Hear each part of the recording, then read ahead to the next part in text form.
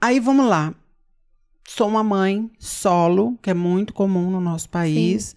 Sim. É isso que eu quero entrar também. Como que funciona o casal, se o casal nessa hora é companheiro para entender a situação da criança, ou se nessa hora vai embora, fala assim, não quero saber disso, é muito BO para mim. Isso já acontece na pobreza, na periferia. A mãe é solo, tem lá seus 2, 3 filhos. Vamos trabalhar com essa metáfora, com essa ideia. E aí, tem uma criança autista. Como que é? Não tem tempo, tem que trabalhar 2, 3 ônibus no metrô, volta, e essa criança? Essa é a realidade que eu vivo, tá? Ah, é? Essa é a realidade que eu atuo. Você trabalha pelo SUS? Trabalho pelo SUS, uma carga horária pelo SUS. E eu sempre tento trabalhar com a família para empoderar, né? Se eu fosse partir do princípio do que eu não tenho, eu estaria sentada até hoje esperando lá na área 8. Entendi. Não sou assim, gente. Então, a gente vai empoderando, por isso que eu falei do treinamento parental, tá? Tem alguns estudos que dizem assim, nem na Noruega, nem na Finlândia, que são países ditos primeiro mundo, os pais têm que estar sabendo sobre o desenvolvimento do filho. Só que a gente está falando de uma lugar onde existe uma cultura, existe um enriquecimento do ambiente, né? Existe uma família que tenha um conhecimento. Quando a gente fala de vulnerabilidade, ou eu como, ou eu levo para terapia, ou eu compro remédio, eu levo para terapia. Então, eu tenho que fazer o que a gente chama de rede de apoio.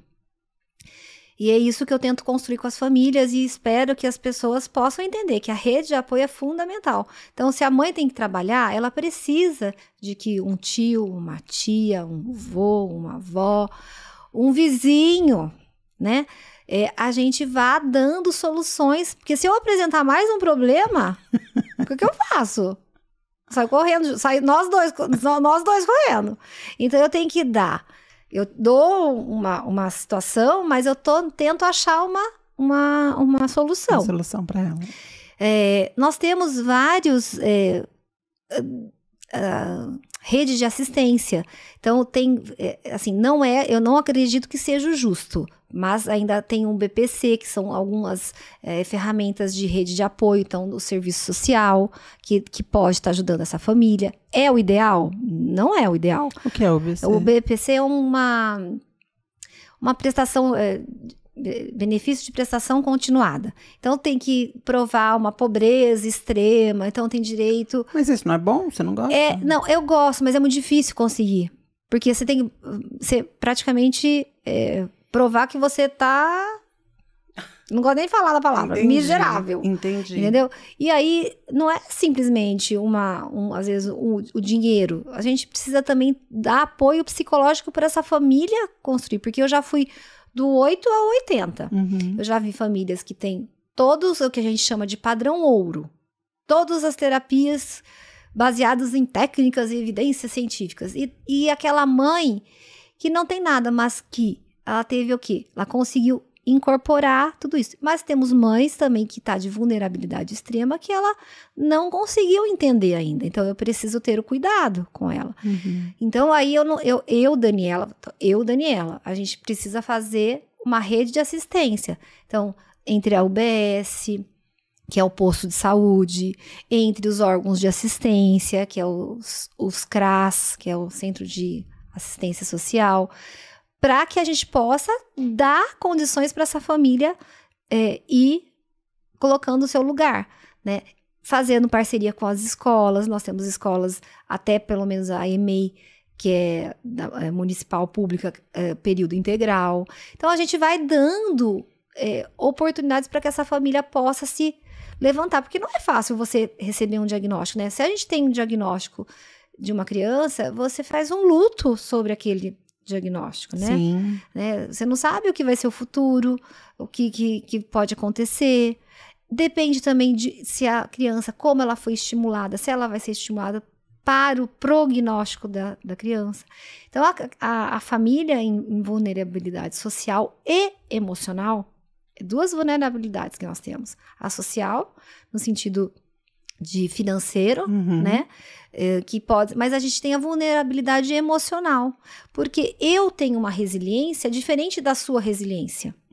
Então pode ser que para mim um negócio assim vire um negócio imenso e para outra pessoa fala, não, ela é prática. É isso, já vou resolver. Então a vulnerabilidade emocional às vezes é mais difícil de você conseguir um aparato, porque não depende de um meio externo, né? Eu consegui lá o BPC, eu consegui alguém para levar para terapia, mas a mãe não consegue reagir àquela situação. Eu tô falando mãe, gente, por quê? Porque é a população que mais chega. Porque você falou mãe solo. Mãe solo. Né? Temos muitos pais parceiros? Temos, mas é uma conquista. Culturalmente... Eles meio que...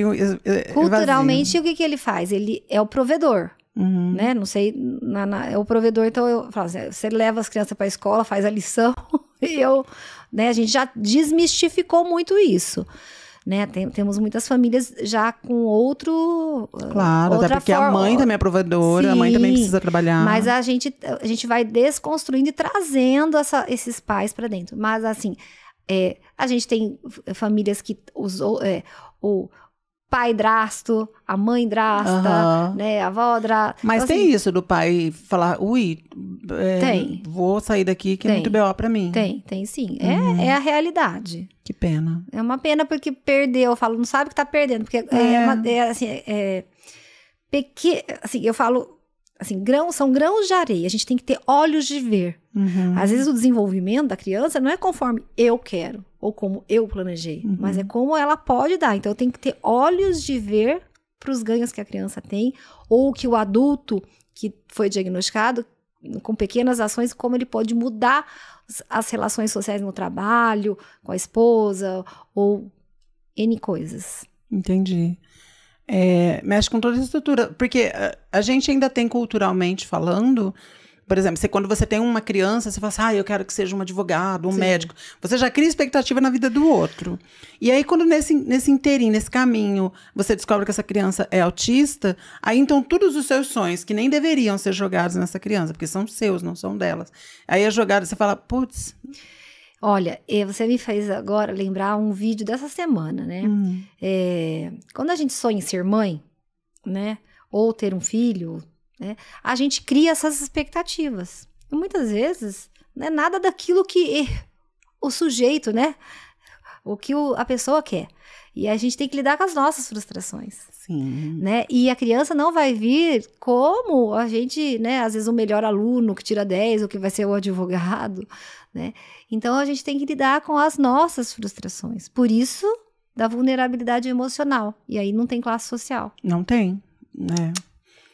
O sofrimento é para todos, né? Todos. Lógico que quem é vulnerável financeiramente é pior. Com certeza, não tenha dúvida, porque ela não tem nem com quem deixar daí, né? Sim. Não pode nem... mas assim, a vulnerabilidade social e emocional nos transtornos do desenvolvimento é algo importante. A gente vai...